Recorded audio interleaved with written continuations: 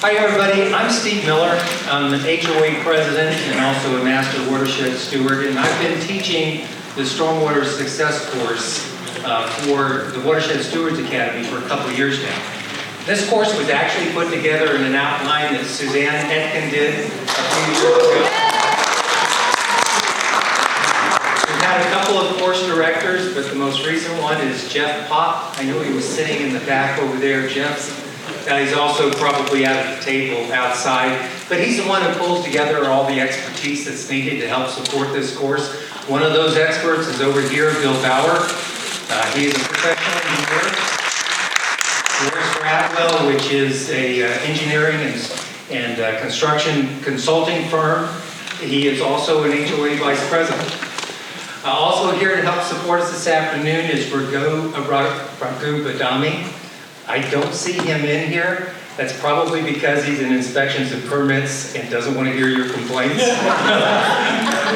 But he is an assistant director for inspections and permits for site inspections and development. His section is the one that reviews all the stormwater management plans that developers submit, and then also does all the inspections for sediment and erosion control, as well as the triennial inspections for private best management practices. So this is going to be a pretty comprehensive presentation here. I'm going to move through it pretty quickly. I would ask that you keep your questions to the end. There will be a feedback survey, but my wife joined us here a little while ago. I know I'm going to get all the feedback that I need. Okay, so what happened here a couple years ago, 2007, the Stormwater Management Act was passed by the Maryland legislature, and it changed the way that we manage stormwater.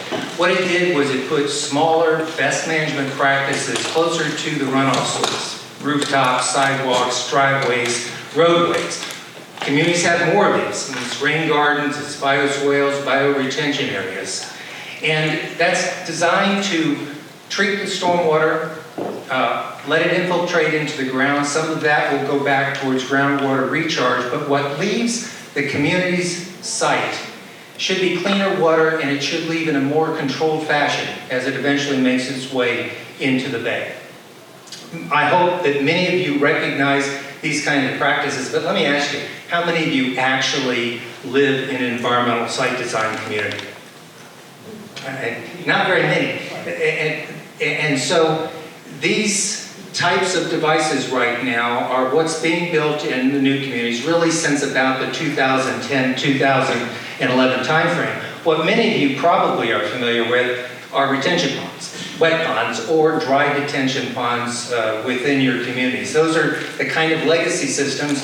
Those are not common in environmental site design communities, although we are probably going to see in about the 2027 timeframe some standards change for stormwater design, and they will now have to capture more of the stormwater runoff in the communities from 2.7 to about 3 inches, which means that some of these communities will go back to having stormwater ponds. So the purpose of this presentation, even if you are not part of an ESD community, if you have anything to do with stormwater management, I think that you'll find something that will be useful within this presentation. I am going to talk about how you maintain these systems so you can get by successfully the inspections that are held triennially. And then also I'll talk about prices, because stormwater management does cost you money as a HOA and as an individual. And then finally, we're going to talk about reserve studies. And we're very fortunate this afternoon, the anchor for this program this afternoon is Peter Miller of Miller Dotson, and he'll be talking about reserve studies, which should be of interest to all of us HOAs here. And also Alicia Manefri is going to be helping us out here with talking about a property management role within stormwater management. So this is just one HOA's budget for stormwater management. It happens to be mine. We're fortunate that we get a 50% credit on our HOA remediation fee from the county. But we do end up having to budget a fair amount of money each year for the basic service contract that we have. And then we always pad that a little bit extra because weather is going to impact your stormwater management facilities. And so you will probably end up having to spend a little bit extra money besides the basic contract to take care of fixing those problems. And then there's also the fact that you'll have projects. From time to time, you'll have to do something like maybe take care of treating a lot of turf that has worn out and needs to be repaired, and that could end up being a big project like it did for us for $6,000, or it could be relatively small projects. Trees fall down from one of those BMPs and you're spending $1,500 to get that moved. And then finally, the reserve account funding. This may seem a little bit high to some of you. This is what we put into our budget each year. It covers not only the eventual refurbishment of our best management practices, but also repairing curbs and gutters. Sidewalks is tossed in here because we have a lot of sidewalks within our community. But basically anything that's going to be associated with stormwater management is part of this reserve expense. And then finally, I'll say emergency funds. The county spends, at least a budget, over $1 million, at least $1 million each year, for taking care of those unanticipated events that occur because of storm events, usually involving infrastructure and stuff. So we do in fact have some extra money that we keep aside, not just for stormwater type emergency expenses, but those kinds of unanticipated type expenses that an HOA might experience. Boy, when you take a look at the number of these right now, over 22,000 private BMPs here within the county that are inspected triennially. And then also, you've got so many different types. So we're not going to be able to cover all the different types here today. I'm going to cover the ones starting on the left, which again are associated with environmental site design, but we also will cover a couple of these that are structural. And those are the bigger systems like the stormwater ponds. If you take a look at these numbers, even though it says that there's only about 3% or so of detention ponds or retention ponds here within the county, that's still 670. If you go to the Watershed app, and you can get access to this by going on to the Arundel webpage. Yes, sir? I'm sorry, I may have missed this. BMP stands for? Great question. Best management practice, and it is those rain gardens, those bioswales or whatever. But this is going on to the Watershed app that is found by going on to the county's website, looking at the upper right-hand tab. It'll say Maps. Go to that, it takes you to this. And when you go on there, all of those triangles represent a best management practice. So you can see how many of these exist in some of these communities out there. Some of them are on private lots, and then some of them are within the common area. The challenge for any board is, first of all, to understand all of these different systems that you might have and what you need to do to maintain them. But you also have an education issue, because they're on these private lots, and you now have got to make sure that the individual owners know what's on their lot and that they're maintaining them the same way. Everybody that signed up for today's event was given links to Stormwater Success 101, two one-hour videos. And there's a whole lot more information that we're going to cover here today.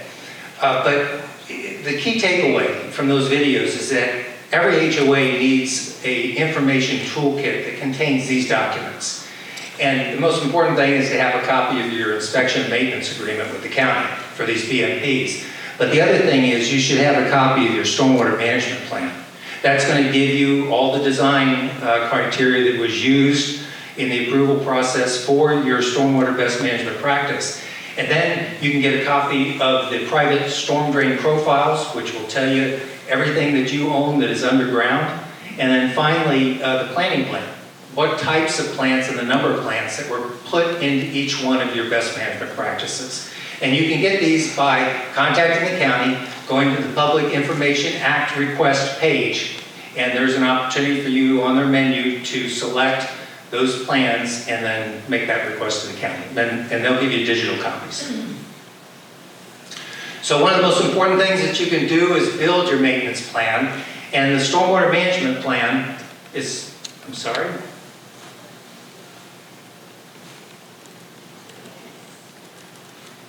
The stormwater management plan shown there on the left is going to come from that document that I recommended that you get. It'll have maintenance notes for each of the different types of best management practices you have. But you can also go on to the county's website to the Bureau of Watershed Protection and Restoration, and they've got checklists that can help you out also for almost each of the different types of best management practices that you might own. And it'll tell you exactly what actions you need to take and how often that you need to take them throughout the year. You build your own spreadsheet though that says what type of BMPs you have, what actions that you want to take and how frequently you want to do those things. And if you have a contractor, this is the contractor's roadmap for figuring out how much you're going to get charged for them to do that kind of maintenance. And then finally, if you've never done it before, go ask the county inspection office to have an inspector come out and walk each one of your BMPs. Not only will they be able to walk your BMPs, but they'll be able to help you understand maybe a little bit more about the conveyance system that you have that's associated with those BMPs. Or you can hire a stormwater consultant. We did that before. You get a report that basically looks somewhat like a home inspection report. It's got lots of pictures in it, and it'll have bullets underneath each one of those pictures making comments about things that they saw with your stormwater facilities. So the most common stormwater management facility is this rooftop disconnect or a non-rooftop disconnect. All that is basically is ensuring that the water from your downspout doesn't go onto impervious surface, onto your driveway or any other place that has impervious surface around your house. Instead, that water from your downspout goes at least 10 feet away from your home and usually goes into a vegetated swale that's got to be at least 75 feet long. And that vegetated swale, just like it sounds, needs to have good grass that helps out with filtering the water and infiltrating the water. And usually, you're not going to find these on a lot that's any less than about 6,000 square feet. There's some exceptions to that, but normally that's going to be the case. And the thing is that if you go to that same watershed app that I was talking about before, you can go on there and you can see on the left-hand side, you can get some information by just clicking on that particular triangle. It'll tell you that, yes, you do in fact have one of these stormwater disconnect systems. And I'll show you on the right-hand side there that one of the things that you have to avoid, and this is where an architectural review committee in an HOA needs to get involved when people are saying, hey, I want to make a structural improvement to the outside of my house, want to do some hardscaping. What they got to do is make sure that they're not going to be obstructing the 75-foot long swale, or else you lose credit for that particular stormwater device. And you'll probably get a correction notice from the inspectors when they come. So you see a lot of hardscaping going on here on both sides of that swale. There's a fence that potentially could be an issue within that drainage swale, and then there's also a shed there in the back. So those are just things that need to be considered when you're making improvements or someone's making improvements to their homes within their HOA. Dry wells are pretty common. It's not really a big deal. It essentially is a hole in the ground with a lot of rock in it and some filter fabric around it and something that you can look through from the top to be able to see what's going on inside. The way that you know that you have something like that is that you'll usually see this unusual overflow device within the downspout of your home. You see the downspout go straight into the ground, and what it's really doing, it's following, and I've lost, I think, my little pointer here, but it's following the pipe that goes from your downspout to the dry well itself. That dry well is going to capture that water, it's going to help infiltrate it into the ground, and then any overflow is going to go outside that overflow drain that's at the bottom of your downspout. Really important for gutters to remain clean in here, because any debris that is going to go through your downspout into this device is going to potentially clog it up. It's going to reduce the lifespan of this device. So keeping gutters clean is going to help out, but there's also the observation port that will be there at the top of that particular device. You open that up, and if there's debris that is collected inside, you can reach down in there and pull that up. That port is also there, however, to look at 48 hours after a storm, and you shouldn't see any water down inside that collected. It should have already drained through the device. And then the other thing is that if you have any ponding on top of that after a storm, that's probably an indication to you that your system may be failing. Rain gardens. The county is discouraging developers from putting rain gardens into new developments, but they're not uncommon, and they're not going to be very large because usually they're only taking drainage off your roof in about a 500 square foot area. In this particular case, it's taking drainage off the sidewalk as well as from the gutter of the home. Usually that water is not going to pond in there any more than about 8 inches or so deep. And it wouldn't have been put there unless the ground has good infiltration capabilities. So you should see all the water gone within about 48 hours after a particular storm.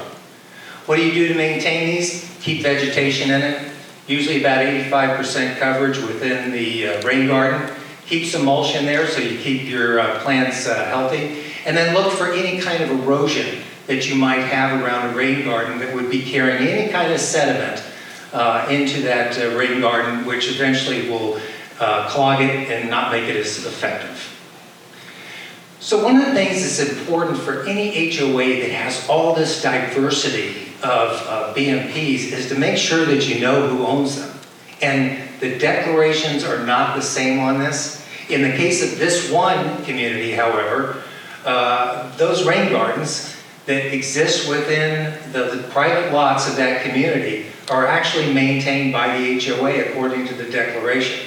That's kind of unusual to have a rain garden like that on an individual's property be mandated by the HOA on how it's going to be maintained. But that's what this declaration says.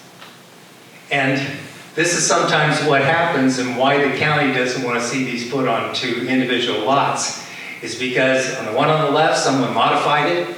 And if you're going to modify any BMP that you have within the community, whether it be on a private lot or in the common area, by your inspection and maintenance agreement, you have to get approval from the county to do it, from inspections and permits. But this one was modified in the middle, this one wasn't maintained, and on the right-hand side, they obviously didn't like their rain garden, and they plowed it under. So what's going to happen is when the county comes out and does their triennial inspection. We just need a bunch of batteries. So what the county is going to do is it's going to come and it's actually going to cite that individual owner, even if it is the HOA that's responsible for maintaining it. And that individual owner is going to end up having to make the correction from the correction notice that they received from inspections and permits. All right, a lot of different types of bioretention areas. They come in different sizes. They also come with a lot of different kinds of vegetation. There's more of an effort anymore, however, to move it to herbaceous type plants and maybe shrubs. Thank you. And the other thing is that maybe less mulch because of having more plants within the system. But one of the things is that this is why a professional engineer is required, is because there is plumbing that is associated with many of these bioretention areas. There's perforated pipe that's laid underground to catch the water that infiltrates down through the BMP and help move it off-site through an outflow. You've also got potentially an inlet where excess water drains through. There's a manhole that's underneath that. And then you've got extra large drain pipes that then help to move that water that has infiltrated through into your larger systems that exist within the neighborhood. So there's not just the plumbing that exists underneath there, but depending upon the type of soil you have, there's going to be extra soil that's going to be added underneath that best management practice. That's healthy for the plants. It also helps with the infiltration of the stormwater runoff. And then you're going to have gravel that's going to help with filtering the water down there at the very bottom of your device. So you can see from these two slides that when it comes time for you to make eventual refurbishment to these systems, there's a lot more to it than just simply digging up the plants that are in there and putting soil back down. There's going to be potentially concrete, plumbing, and also plants involved. And this is an example, of the initial planning within these devices. They try and get about 85% coverage of the surface with vegetation. And by having a mixture of trees and shrubs and herbaceous plants, It helps to prevent against drought, disease of the plants, and potentially just weather with excess wetness and stuff that could affect the overall number of plants that you have within your system. You've got to back it because you've got the variety. Putting mulch within your systems is very important. Recommendation is about 2 to 3 inches. The device that I showed you before had about 1,860 square feet. And at the bottom of this slide, I show you one of the number of different mulch calculators you can find on the web. And if you know the square feet of your bioretention area or your swale or whatever, then you put in that square foot number and it will give you the cubic yards of mulch that you need to have to either make it to 2 inches or 3 inches. And my experience has been we put about 2 inches in each year and we have to replenish it each year because that 2 inches will go someplace either down the drain or else it will become nutrients there within the BMP. And one of the things that is important is it needs to be at least double shredded, hardwood mulch. That mulch is not going to float when you have the storm event. And the other thing is that it needs to be usually dried for at least 6 months before it's put in. Integrated pest management. When we went out for our first bid, somebody came back to us and said, we will fertilize and we will also do preventative treatments for pests. And that is not the approved solution for these devices. What you want to do is do just in time. When you begin to see insect, when you begin to see disease, then take the appropriate measures. This again is trying to turn your stormwater into cleaner water, and adding chemicals to it is really the last resort that you want to do for these particular types of BMPs. And what you also want to do is make sure that you have a service provider that does in fact recognize insect infestation or disease or whatever and will tell you, hey, I see this problem and I recommend that we take this action. The other thing on the right-hand side is that talking about mulch again, you can avoid that kind of mess over there with weeds. If you do keep the BMP replenished with mulch on a regular basis, that will help you prevent these weeds.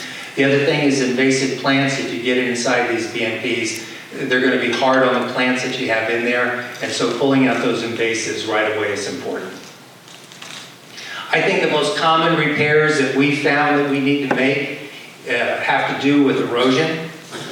And those of you who do have trees or trees that are close to your BMPs know that eventually they get bigger, you get more shade, and some of the plants that were originally planted inside your device no longer can make it in that shade, and you have to replace those plants.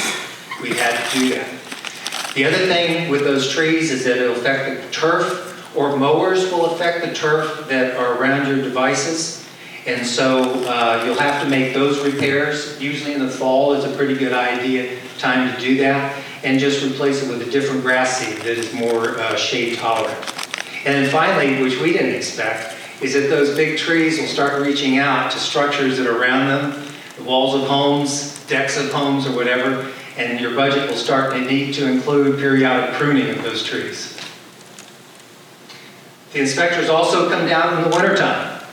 So it's important that you go to those best management practices, remove leaves and other debris that may have accumulated. The other nice thing about the wintertime, after all the leaves have come off your plants, is that you can see where there might be erosion. And the fall time is also a good time to be able to go out and replant if you need to with new plants, and you can see exactly what kind of spacing you need as you put those new plants in. Many of the new communities, instead of having street drains, they have curb cuts like this.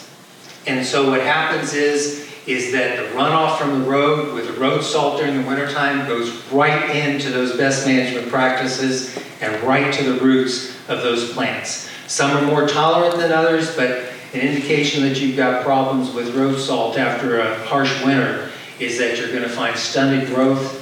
You're going to find yellowing leaves or browning leaves within your best management practices. If you don't take the right precautions and talk to your service provider about how much salt they're putting down during the wintertime, and not just putting salt, but making sure that their salt spread doesn't go far enough that it lands on the leaves of those plants, that's really the thing that's going to make it toughest on the plants, is having road salt go directly onto the leaves. Then you're most likely going to end up having to replace your plants prematurely. Bioswales, you know, when I first started taking a look at some of these drainage ditches, or what look like drainage ditches in front of communities around us, I thought that they were just drainage ditches, but they're actually bioswales. And so when they've been dug, they've also had soil and potentially gravel that has been put underneath them to help with the capture and infiltration of pollution. And not only do they have that soil and gravel mixture underneath the drainage ditch, but they also have got plants. Just like a bioretention area has plants on top that help to slow down the runoff, capture it, and then treat it. These are inspectable items by inspections and permits. And you have to take a look at your declaration again to be able to know whether or not the individual owner is responsible for their particular section in front of their home, or whether or not it's an HOA responsibility to maintain these systems. So back to, can I take my plants out of these? You know, if I'm an individual owner, or put rocks in them or anything else, not probably without the HOA's permission, but most likely with the permission from inspections and permits. And you can see on the left-hand side where plants were removed, you can already see the sediment that has not already accumulated from not only the plants being removed, but the fact that the turf around that drainage ditch is not being maintained very well.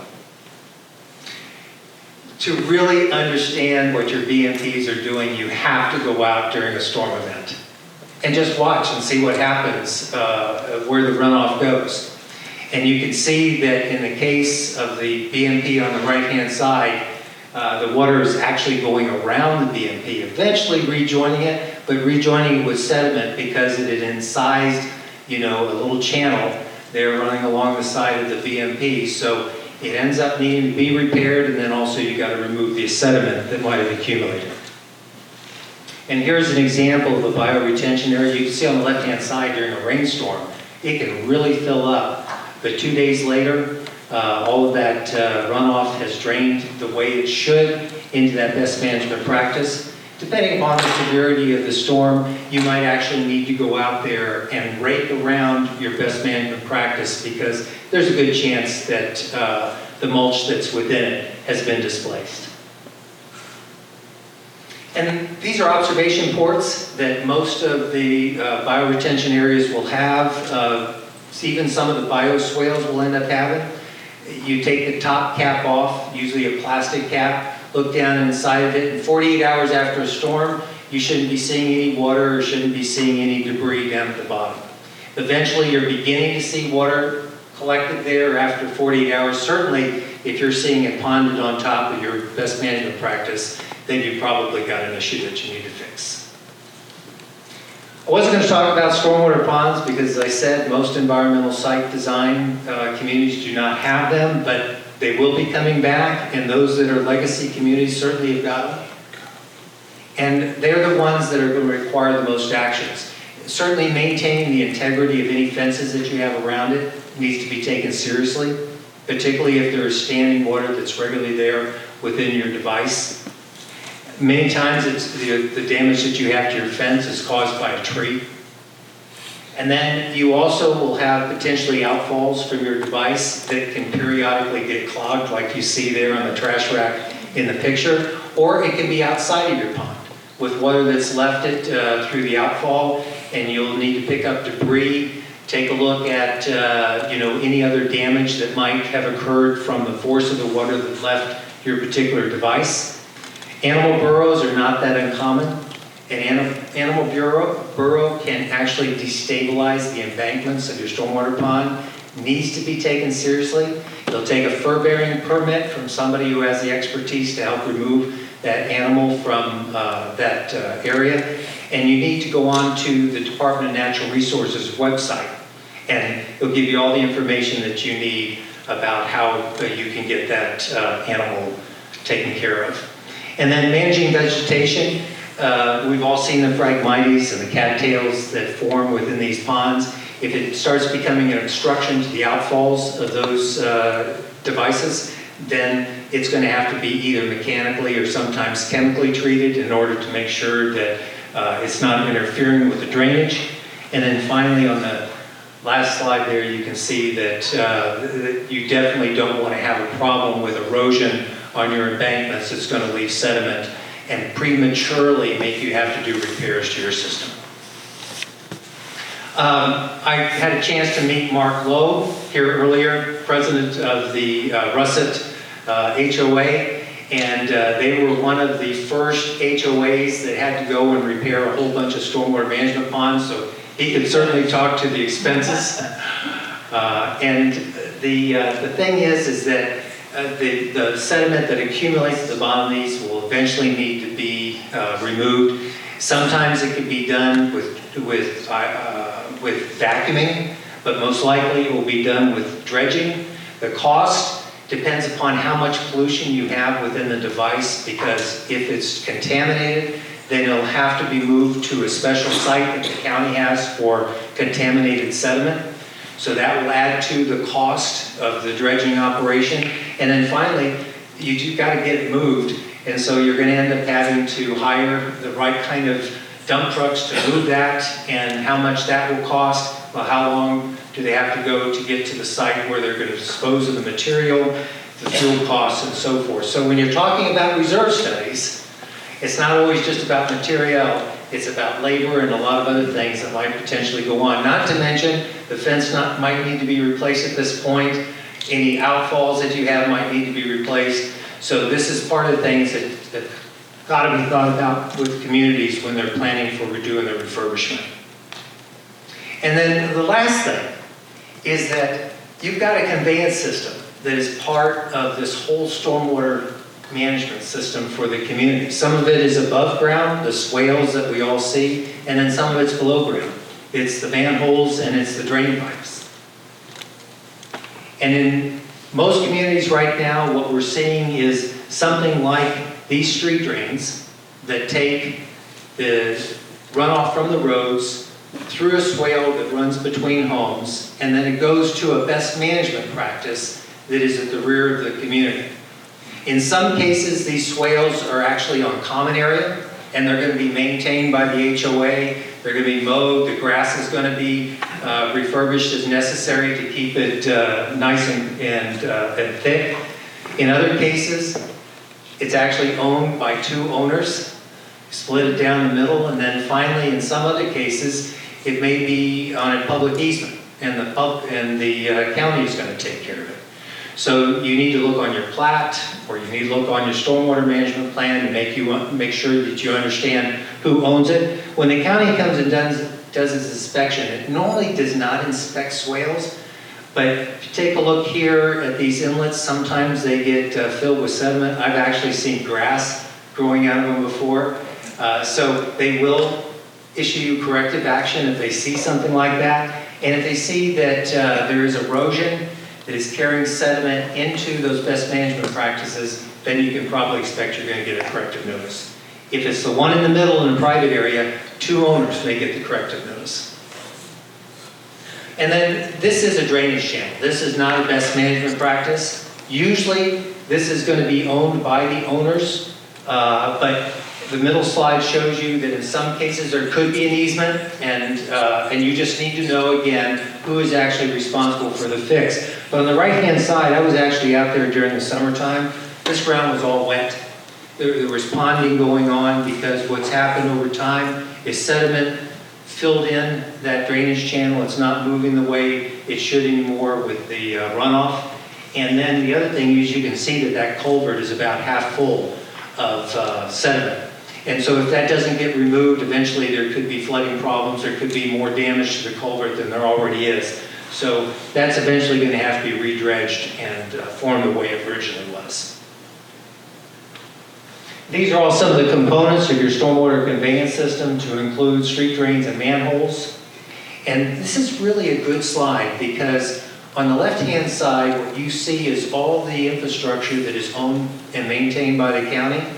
And on the right-hand side, This is all the infrastructure that is maintained by the HOA. Same stuff. It's inlets, it's storm drains, it's manholes, it's storm pipes. So whatever the county is spending on taking care of its system, your HOA is going to have to think about keeping care of it in the same way and then also eventually refurbishing it. And this is taken from one of the GIS sites for the county, the Arundel app.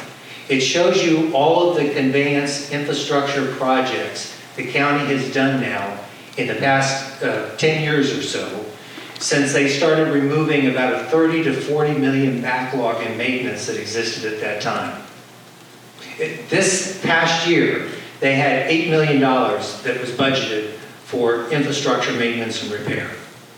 And you can go onto this site and you can click on each one of these little diamonds and you can see exactly what actions took place. Some of these were initiatives, some of these were new projects, but in other cases, they were repairing things that had gone bad. So if you are an HOA and you have responsibility for conveyance systems like I just showed you, it's not going to happen tomorrow, but sometime in the future, you are probably going to expect similar kinds of repairs and need to be prepared to spend that money.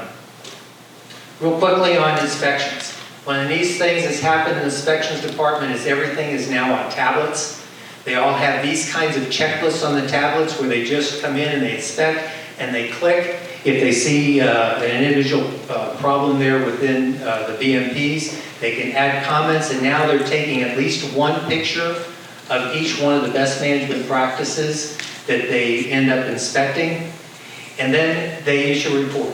If you've got corrective action, then either the owner, their individual property, or the HOA will get a summary of the corrective actions, and then also a point of contact that you can talk to in order to understand more about the problem and what needs to be done. The email address that I have on there is who you can contact at inspections and permits, and you again can find out from them when they're doing triennial inspections. They are not going to notify an HOA. They're not even going to notify a private owner. When they come to a private owner's house, however, they will end up leaving something on the doorknob up front that says we were here, and they'll leave a point of contact for that as well. And so one of the other things that may happen is that they won't inspect just the best management practice, but they're looking at the drainage area. Every one of these best management practices have a drainage area that's usually less than 1 acre or so.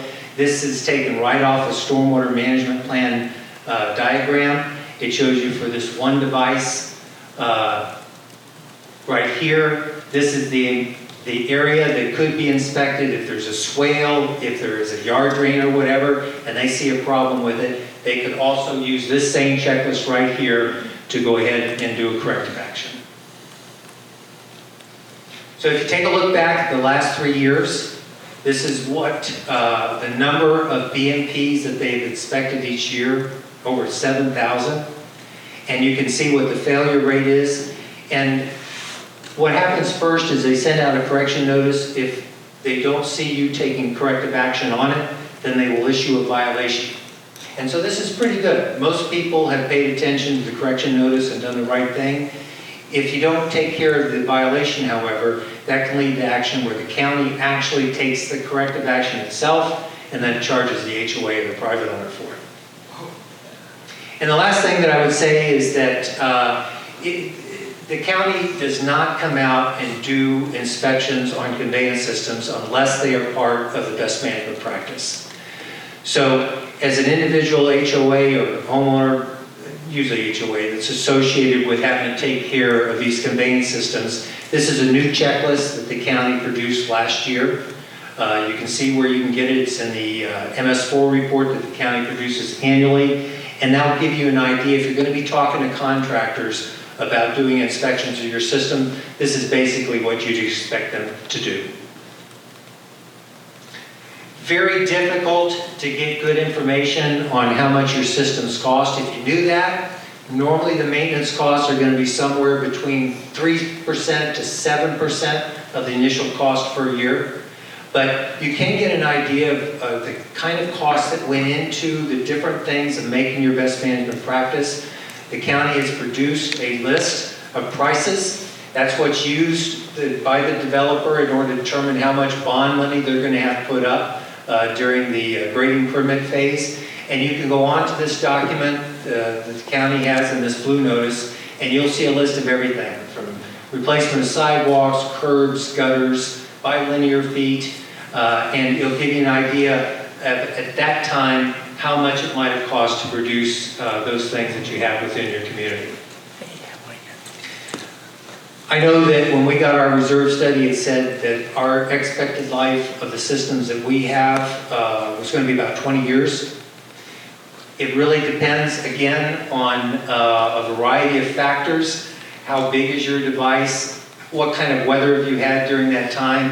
How dirty is your drainage area? And we have a fairly clean drainage area. In fact, 7 years after our community had been approved, our conveyance system had been inspected, we opened up all the lids of our manholes and there was hardly any debris inside. I've seen others, however, that was not the case. And then finally, hiring for service providers. Service provider is going to have to be capable potentially of doing a lot of different things associated with your stormwater device.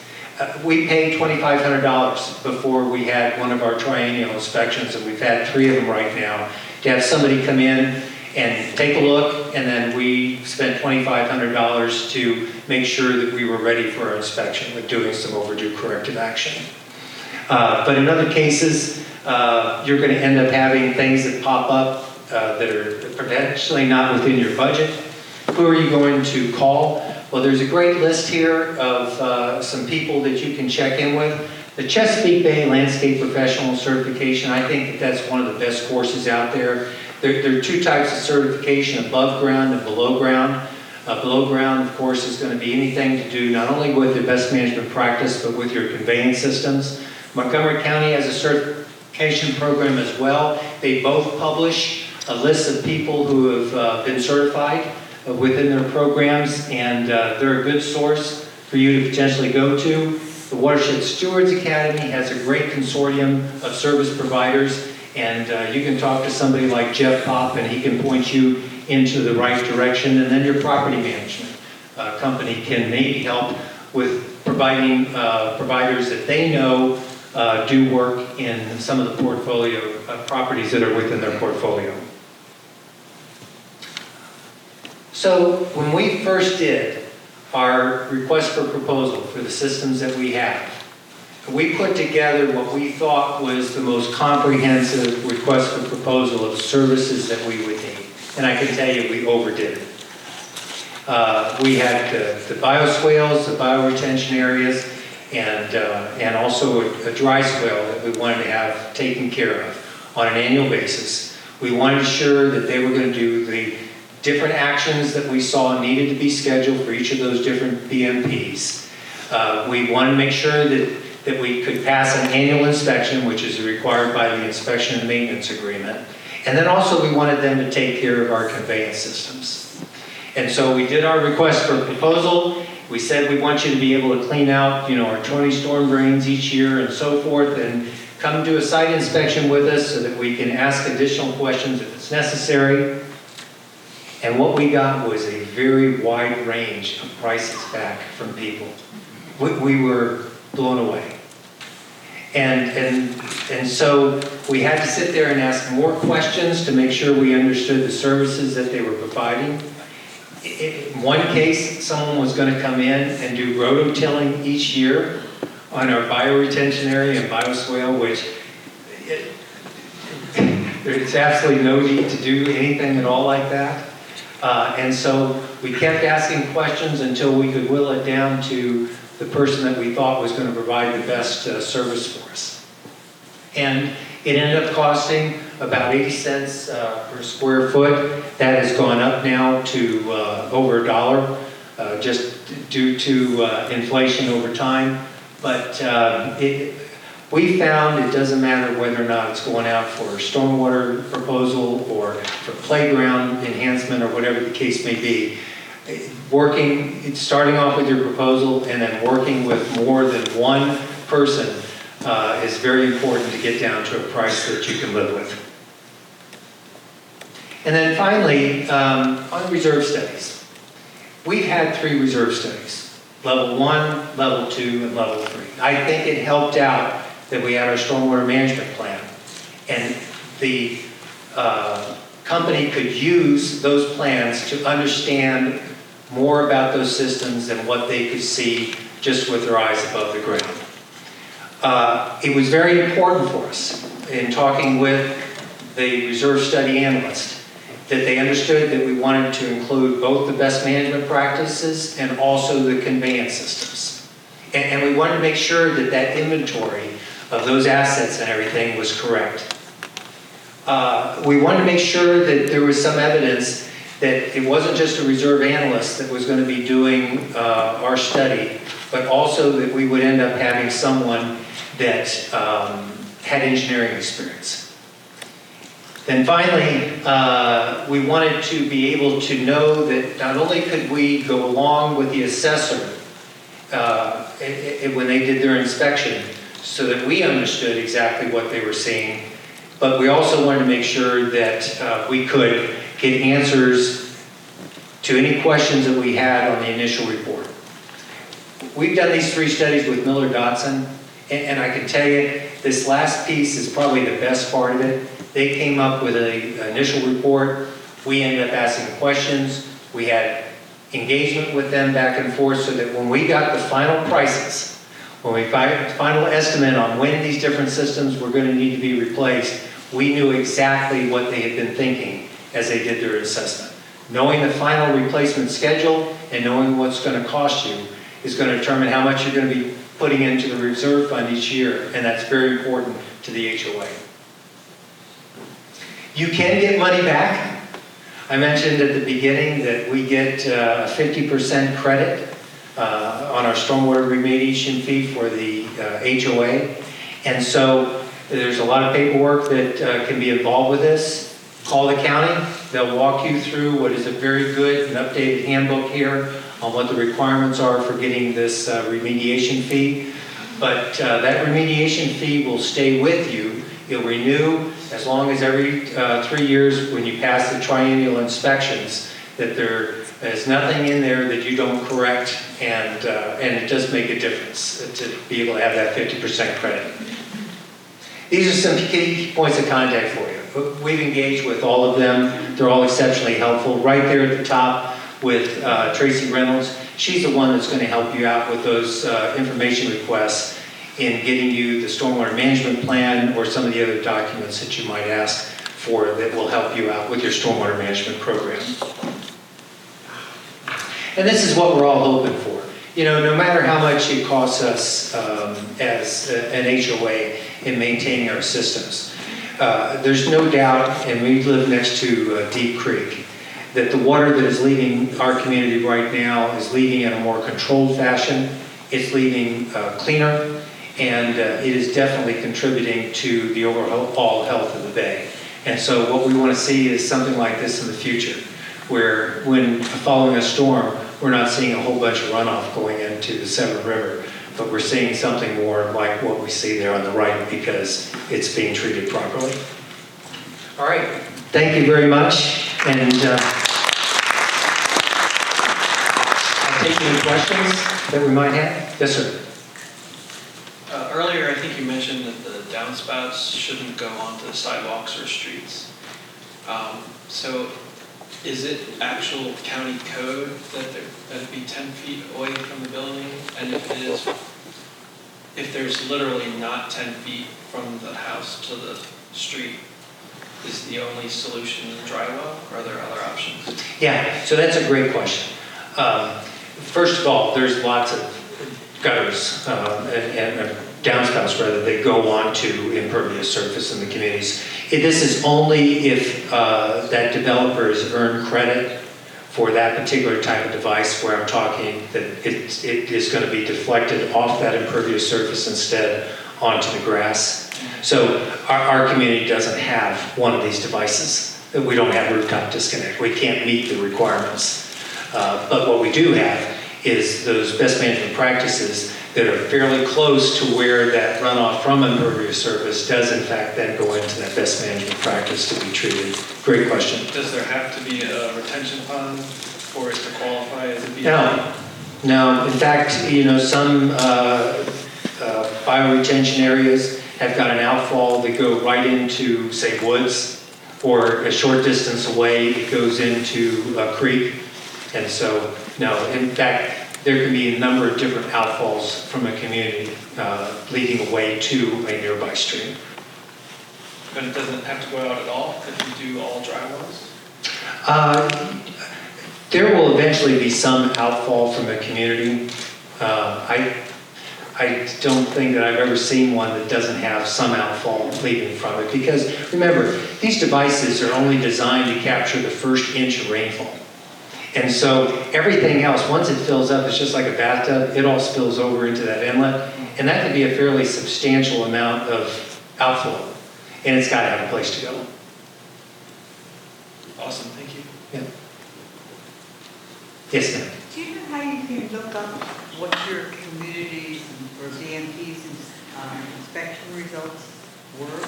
Yes, Lisa, if you take a look at that email address, you can first of all contact inspections and permits and ask them when your last one was. And then from there, somewhere 3 years, it's not exact date, but within a 3-year time frame or so, they'll be going out there. And they even told us when our last inspection was going to take place, But roughly. then, as any citizen can then go, do you have to do a Freedom of Information Act to find out the results of that inspection? I did not. I mean, I just contacted inspection and permits directly. Okay, and the second question I had is, do you know that I can, a percentage I can quote to say, this is the amount of stormwater you have to treat on site? That you have to screed on site? Treat on site. Yeah, so within the stormwater management plan, it's a very thick stormwater management plan. All the calculations for what they have to be able to capture and treat are all part of that document. And yes, when a new development submits their sketch plan, there is going to be a stormwater management plan with that. Through a Freedom of Information Act, you can request a copy of that. Yeah, and I know there's people in here who have done that multiple times. Yes, sir. Looking at the pictures up there, we know what the objective of all this program is. It's to get what's on that slide, not the two slides. And I want to start, I think the county is doing a much better job on stormwater than it's done in the past years. I mean, when we brought it up here, it's doing a much better job than it's done in the past. But the concern I've got is there are older communities. Older communities for the start of when we didn't have a current government. And I mean, thousands of these small little community associations for homeowners that don't even exist. They're just defunct. You may have had 20 houses, 30 houses, 40 houses built. And when the developer left and turned it over to the homeowners, and they may have bumped along for a couple of years, and then nobody did anything anymore, and now it's defunct. There is no association. And I've seen these in places that the concern is it's amazing you can do 7,000 sites a year to even look at, but there are more than 7,000 here historically, and you can see them, and they're overgrown. What do you do? I mean, you don't have a place that was developed 40 years ago. There is no association, hasn't been an association 40 years ago. I mean, you can't go into them and say, by the way, these are often quite modest places. There are a lot of places out there that no one's doing anything looking at, and there's no way you're going to be able to go in and say, oh, your 40 houses, you now have to redo all of this. You're financially incapable of doing it. They're just modest little places. And was a stormwater management plan even required back then?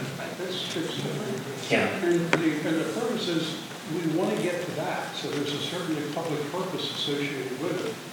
But where I think the problem that I see is the older communities, modest communities, of which there is no functioning association. So, on a positive side, that the county spent over 3 years in going and doing an inventory of everything that they could locate. I know that the 22,000 that I showed you does not represent everything that they found. But they did go, after they did that inventory, back to older neighborhoods that they hadn't inspected before. And Russet was one of those that they ended up requiring corrections on. And they weren't alone. And the county did help some out with retrofit projects and helped to provide resources for that. Raghu? So if I can just, two things, we have an older community. Can you talk into the mic? So just wanted to say two things. If you have an older community, more than likely, if you have a pond, it is a publicly owned pond. I'm not saying that definitely.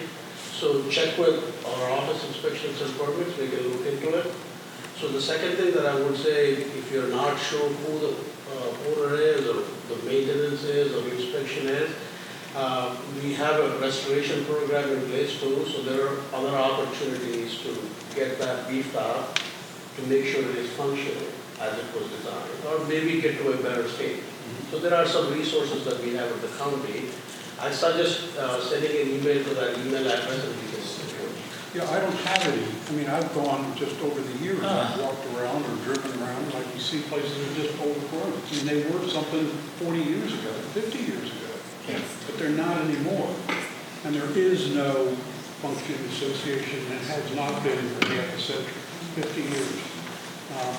And with the objective of getting to that cleaner water on the other side, and there's a public purpose associated with it. And again, often very modest communities. They don't even know it. They don't know they're responsible for that. I mean, we've had 5 owners, 6 owners between them. They don't even know they have any responsibility. Suzanne? Yeah, so I'll just add that, one of the resources that can help in that case is your local watershed steward. So they are trained to know what stormwater is, and they do have connections to stormwater professionals. And I would just point out that Bill Bauer, watershed steward and an engineer in his own right, is actually working with the watershed stewards in the Severn River watershed to do exactly that, to go around and sort of sniff out and find outfalls and stormwater devices that are in disrepair or that people don't even know that exist. And if I'm not mistaken, I think you found a couple that the county didn't even have anywhere on its radar. And you're right that if someone isn't looking for those, then they remain either non-functional or potentially waiting to cause a problem, a dam waiting to fail. So if you are in one of those communities that isn't a community anymore, consider having someone in your area trained as a watershed steward so they can be that resource. Yes, ma'am. You had mentioned that the county does not inspect unless it's part of the BPM, the Best Management Practice Program, correct? So how far back does this BPM program go? What date was it instituted? Best management practice? Yes. The terminology is relatively new, but Raghu, in the case of inspections on stormwater facilities themselves, So facilities have been in place due to Clean Water Act, and they go back to 80s. But the more modern program that we have in place is funded through the stormwater fee that you all pay for. So the inspections have been beefed up since 2014, 2015-ish. So your specific question, there would be stormwater facilities before that time, but inspection may or may not have been done on any each one of them specifically, but we are catching up. Raghu, you're going to be around here afterwards, and I know Bill is going to be out here. We're out of time. But I just have to say, for all of us who are HOA owners, and somewhat to your point there, a number of us have lived in communities before where they were mostly publicly maintained. Some of you live in communities right now that are mostly publicly maintained. This is such a big change for HOAs that mostly run their own stormwater management system now. Boards have to know this information. This is why I've been so passionate about this and gotten involved, is because you have to understand what it is that you own. You have to know how important it is to maintain it so you increase the lifespan and you don't have to replace it early. But when you do have to replace it, you know how much it costs because you're going to have to budget for it. And you're going to have the resources for it because you get inspected every 3 years by this. And the county will make you take care of it. So anyway, thank you very much for your time today.